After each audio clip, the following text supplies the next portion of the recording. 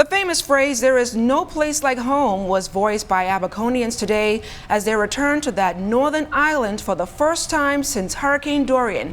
Catherine Gomez was there. I'm very happy to go back and see how Abaco look. I thank God for the privilege for us to get back home to Abaco. The faces of Abaconians were filled with smiles. They were on their way to try and rebuild their lives back in Abaco. Cars and furniture were stacked on the ship, and the young and old alike all sat in anticipation to start their 6-hour journey. Abaconian and community organizer Mark Swain, who works with North Abaco's MP Dorian Henfield, says though Hurricane Dorian was a hard time for many, they made it through. So it was terrifying going through the hurricane. We just give God all the glory because without him, we wouldn't have been here. And so but we are glad to have been able to come to Nassau, and thank God it didn't come to Nassau. And we've been treated very well here. I thank God for that.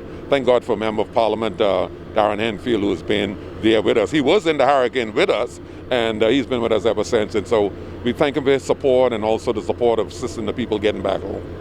Abaconian Anil Adderley said there's no place like home, and she's excited to put the pieces of her life back together.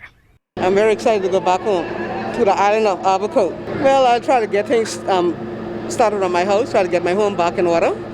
And at least thank God I still have a home, you know, I still have a place to live. Like most people, it's unfortunate, but I have privilege that I had a home that I could go to and be at peace and comfortable. You know, and I really thank God for this opportunity. Adderley has a message for her fellow Abaconians. Advise the people that have home in Abaco to come back to Abaco and let's build Abaco and get Abaco where it once used to be, you know. Because Abaco is a great place, and I think that we are strong people, we are resilient people, and we're going to get this thing if we wait together as a team. So I thank God for the privilege for us to get back home to Abaco. Leah Shera Davis says the hurricane was like a nightmare, but she too is happy to return home. When I was in a storm, it was terrible. And I don't know how to say this, but it was very scary. And I thought I was going to die, but God was with us.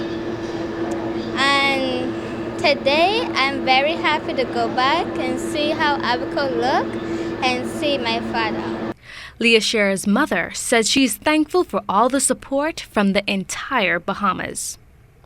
But, you know, while we're here in Nassau, I want to give God thanks for the support that we got here.